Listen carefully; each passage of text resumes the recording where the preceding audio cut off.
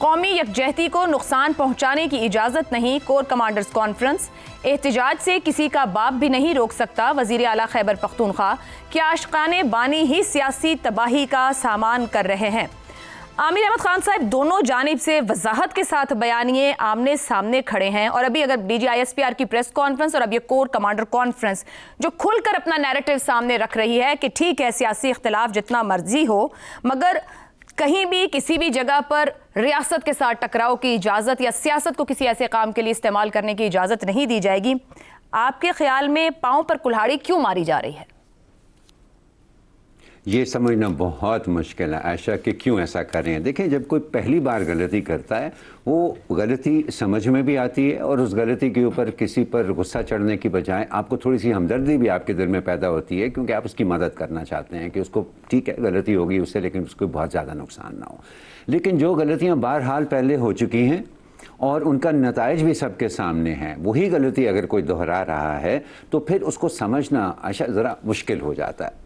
آپ نے عاشقان بانی کا لفظ استعمال کیا، کراچی میں ہم نے عاشقان تحریک بھی دیکھے ہوئے ہیں۔ ہم نے یہ بھی دیکھا ہے کہ جگہ جگہ کراچی کے اندر پوسٹر لگے ہوتے تھے کہ جو قائد کا غدار ہے وہ موت کا حقدار ہے، یعنی کہ کسی قسم کی ڈائسنٹ، کسی قسم کے مشورے کا وہ اپنا کوئی سپیس ہی نہیں چھوڑنا چاہتے تھے، جو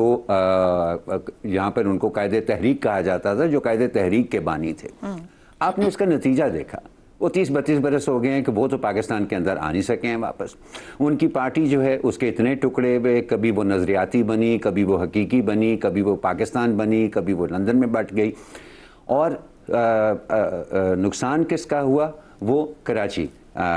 کا نقصان ہوا، اور کراچی میں رہنے والوں کا نقصان ہوا، اور کیونکہ وہ پاکستان کی تجارتی شہرک ہے پورے پاکستان کو اس کا نقصان بھگتنا پڑا۔ تو جب یہ غلطیاں ہو چکی ہیں اور سب کے سامنے ہیں، پھر بھی کوئی اسی وجہ سے اس کو دہرا رہا ہے، اور اس کی بنیادی وجہ دیکھیں سہیل آفریدی تک یہ بات محدود نہیں ہے عائشہ، ان کی بات سمجھنا بہت آسان ہے۔ آپ نے خود ہی کہا اپنی انٹروڈکشن کے اندر کہ وہ تو سارے عمران خان کی گڈ ول کے اوپر، ان کی جو اس وقت مقام بھی سیاسی مقام بھی ہے، ان کی جو اس وقت سیاست بھی ہے، وہ تو عمران خان کی گڈ ول کے اوپر کھڑی ہوئی ہے، ورنہ ان کی کوئی حیثیت نہ پاکستان کی سیاست میں اتنی مضبوط ہے اور نہ ہی اپنی پارٹی کے اندر کوئی ان کی بات تو سمجھ میں آتی ہے، لیکن وہ اکیلے نہیں ہیں ایسی باتیں کرنے میں۔ اب میں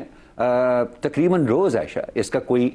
وجہ تلاش کرنے کی کوشش کرتا ہوں کہ آخر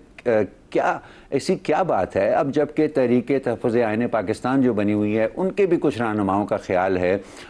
جو اپنی بات پی ٹی آئی کی قیادت تک پہنچا بھی سکتے ہیں، ان کا بھی خیال ہے کہ مذاکرات کے دروازے ہمیشہ کھلے رہنے چاہیے۔